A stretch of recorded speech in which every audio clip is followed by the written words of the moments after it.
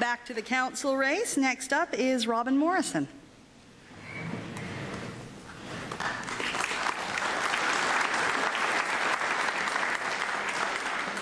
And your 2 minutes starts right now. Thank you. Good evening, everyone. My name is Robin Morrison. For 24 years, I've lived in St. Albert, and I believe it is my time to give back to the city that has given so much to me. It is time for some new energy, a fresh look on City Council. I'm running for City Councillor to bring fresh ideas into the fold, fresh ideas that will represent all residents of St. Albert. I hope you take the time to read my position on the issues, as you will realize that I have much to offer this city. That being said, there are a number of things that can be done to improve this city. First of all, we need to release St. Albert residents from the ever-growing tax burden we have here. It is time to heighten the control on discretionary spending and look at new and innovative ways to generate revenue. We need to streamline our budget process and really hold city administration accountable. My goal is to bring in business. We need to prioritize and look at revitalizing areas such as Campbell and Real Business Parks, where light industry and commercial growth is necessary. In doing so, we can become less reliant on residential taxes. What goes hand in hand with business is Service Place. We have a great facility that is not being used to its full potential. We need to study what other options can be viable and make Service Place a premium venue. I may be younger than some of the other people on this stage, but that is my competitive advantage. I bring a sense of willingness to learn and a desire to put that knowledge to work. I will be a voice for the future generations of St. Albert, and it is my passion to help secure a great foundation for our city and help St. Albert grow strong into the future. They say if someone makes a mistake once, it is shame on them. But if you let a person make the same mistake a second time, then it is shame on you. We as a community cannot keep making the same mistakes again. It is time for a change, and I would like to help lead that change. You, the voters, can help me make that happen. I thank you for this opportunity, and if you agree it's time for a change, then on October 18th, vote Robin Morrison. Thank you.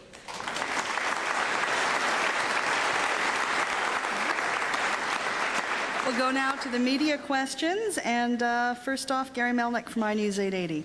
You talk about youth voters, but what do you bring to the table, to the council table, if elected, that would satisfy those who have lived in St. Albert for many, many years, who may have their doubts about a young woman on council? I don't think my age really has anything to do with it, apart from helping with the younger people. It's time to change. The technology's coming, and I think the only way to do that is to let somebody come in who's younger, who's been growing up with this new technology, and to let them take a stance on that. Robin, you've mentioned youth advocacy as one of the main points in your campaign, and the city has focused in the last few years on trying to help young people with programs like 4D developmental assets. In your opinion, how much more could the city be doing to help young people? I think it's really important to try and bring a sense of everything from sports to arts, and as well as just in general looking at what we have here. There's not much for a lot of us to do. I can speak for that on, for myself here. I look at Service Place and I look at places where I've been in BC where they use their rec centers and they are bringing in and they're generating revenue. If you look at the venue at River Cree, maybe not the best comparison, but on some of their venues alone, they are bringing in $38,000 to $45,000 in sales of concessions alone. That's not taking into consideration the rest of the casino. If we bring business into those areas and we bring in the revenue from acts and from whether it's comedy shows or sanctioning types of different fights or concerts, we're going to be able to give our young people something to do. Gary? So what in particular spurred you to run in the election? Was there any particular issue that really stood out that grabbed your attention? I want to live here. I want to own my home here. I want to raise a family here. And right now, I don't really have that option to do that, at least not to own a home. And that is what I want to do. I want to own a home. Thank you very much, Robin.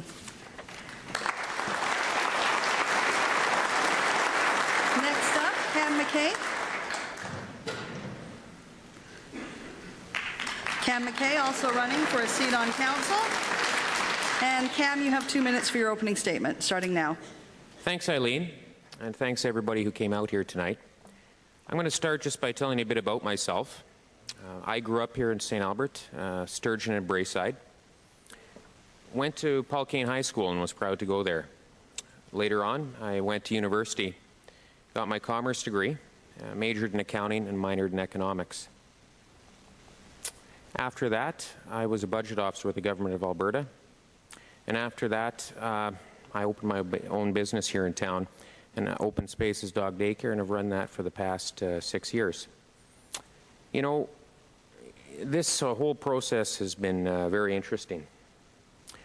One of my long-held beliefs has been restored this past summer and this past month, and that's that the average person knows a lot more about what we should be doing for our city than many of the people that are involved in the process, including myself. You know, when you go door to door and you knock and talk to somebody there, they all have something intelligent and worthwhile to say. You know, if I was elected, the two biggest things for me are making sure that we represent the average person and do your absolute best to make sure that they're represented rather than your own point of view. You know, in addition to that, I'd like to ensure that everything we do at the city is geared towards making sure that our money is well spent. If we could do those two things, I'd be really pleased. Thank you very much.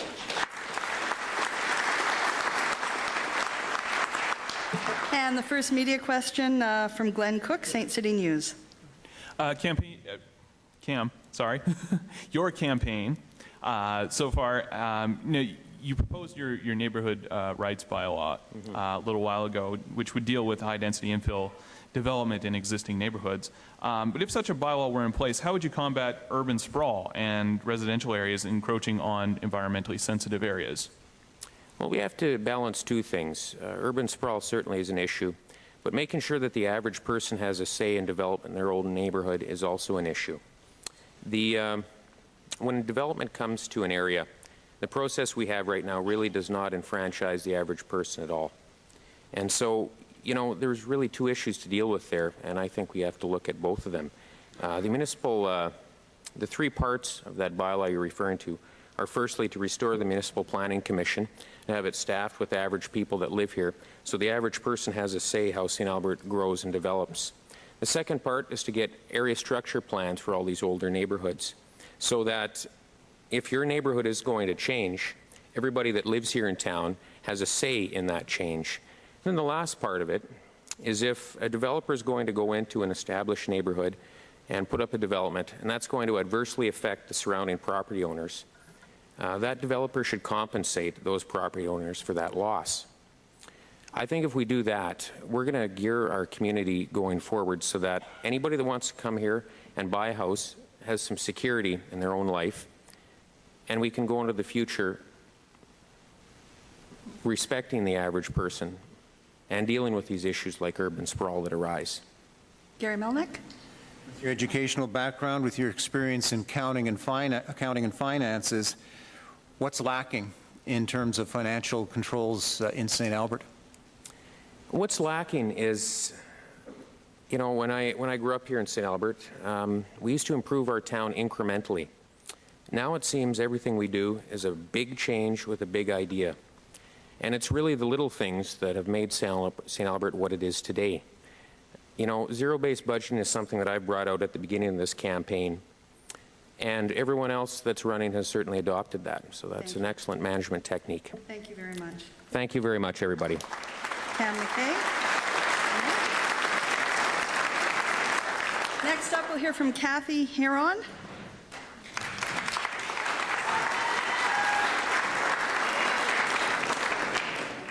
Kathy running for council. And your 2 minutes starts right now. Thank you. I'd like to start by saying it's fantastic to see so many people in the audience tonight. I like the interest. You may ask yourself, why elect Kathy Heron? Our government is derived from the people, and 50% of the people in St. Albert are women, and I believe we need a woman on council. But I assure you, I have more to offer than that. I'm asking that you elect me based on my past experiences, my vision for this community, and my differing points of view. Vote for me because I was raised in St. Albert. I played in the ravines and the green spaces. I skated with you in the Ducky Dome. I played soccer in the fields with you, and I sat beside you on the bus to university. I am homegrown, and I really know this city. Vote for me because we have chosen to raise our family here. We want St. Albert to continue to be the best place for families and especially our children.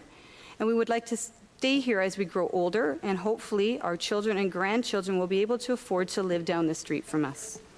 We must always remember what made St. Albert fantastic and exceptional choice residents from 30 years ago and continue that into the future.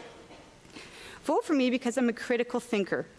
I have 7 years of post-secondary schooling, and combining that with my experience, I'm able to analyze the situation and find a very common sense solution. Vote for me because I'm heavily involved in this community, and I know the issues. I've chaired the Community Service Advisory Committee for 2 years and sat on it for 6. I chair the RCMP Community Advisory Committee. I chair the Strategy and Mobilization Committee. I'm a Girl Guide leader. I chaired the Keener-Sheo Playground Committee. I'm an active Rotarian, and many more. Vote for me because I am a leader. Every committee and organization I enter, I am always chosen to lead. Vote for me because I have the time to dedicate to this very demanding job. I'll be out there during the day, preparing, researching, talking, and listening to the residents so I can make an informed decision at council. Thank you. Our first question now, Gary Melnick from iNews 880. Quoting your campaign ad, help me keep the small town feel as we evolve into a larger metropolitan in the capital region. What are you getting at here? Are you not happy with the first iteration of DARP? It's got nothing to do with DARP. It's because I grew up in St. Albert, and as I said in my opening statements, I felt safe walking to school. It was a community that I could talk to my neighbors, and I want that to remain. So as we grow into the new annexed areas, we will have residential areas up there, and I want to keep the curved streets and the green spaces and maybe build some community halls and skating rinks where people can gather and get to know their neighbors. Glenn Cook. Kathy, when you announced your candidacy, I remember you mentioning the St. Albert RCMP and their no call too small policy. How would you like to see the police model changed in St. Albert to make it more streamlined? I sit on the advisory committee and I listen to some of their issues and their budgets. They are currently responding to calls such as somebody broke into my car and took my purse, and that was last night, or there's a bike in the ravine. These are things that they can't deal with. It would be much more productive for somebody to come down and fill out a report. I think we need to get a task force or community partners to figure out a new model, and that would involve council, the public, Citizens Watch, Neighborhood Watch. The Edmonton City Police needs to be involved with that and come up with a new model. Let's get back to your small town feel. Is there a place for multi-story buildings in St. Albert as part of a better downtown?